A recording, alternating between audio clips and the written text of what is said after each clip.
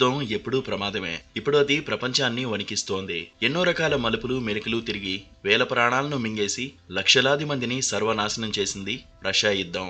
దీని గురించి దారుణ నిజాలు కొన్ని బయటపడి ఇప్పుడు ప్రపంచాన్ని వణికిస్తున్నాయి.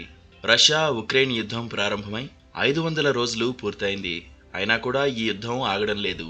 ఈ యుద్ధం ఉక్రెయిన్ ప్రజలను అస్తవ్యస్తం చేస్తోంది. చాలా మంది ప్రాణభయంతో విదేశాలకు వెళ్లారు. అక్కడున్న వారు బిక్కుబిక్కుమంటూ జీవనం వెళ్లదీస్తున్నారు. 60 లక్షలకు పైగా ఉక్రెయిన్ ప్రజలు శరణార్థులుగా మారినట్లు ఐక్యరాజ్య సమితి తెలిపింది.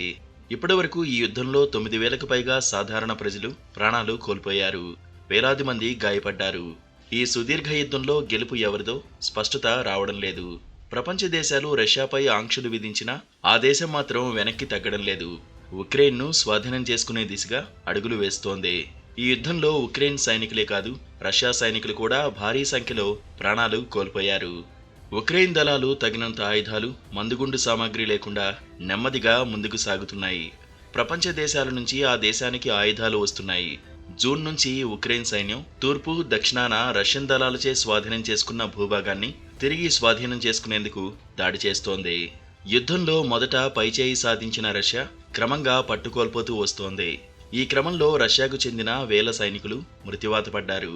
దీంతో రష్యా ప్రత్యేక సైనిక నియామకాలు చేపట్టాల్సి వచ్చింది. నష్టాలను చవిచూస్తున్న సమయంలో రష్యా దళాలు తీవ్ర ప్రతిఘటనను ప్రదర్శిస్తున్నాయి. రష్యా దళాలు పటిష్టమైన కోటలను నిర్మించాయి. వారికి చాలా పరికరాలు ఉన్నాయని దక్షిణ ఉక్రెయిన్లోని నికోపోల్ నగరంలో 73 ఏళ్ల రిటైర్డ్ టీచర్ యాంటోనియా మొరఖోవ్స్కా అన్నారు. గతేడాది సెప్టెంబర్లో ఖార్కివ్ ప్రాంతంలో 9,000 చదరపు కిలోమీటర్లు, నవంబర్లో ఖేర్సన్ ప్రాంతంలో 5,000 చదరపు కిలోమీటర్ల విస్తీర్ణాన్ని ఉక్రెయిన్ బలగాలు తిరిగి స్వాధీనం చేసుకున్నాయి.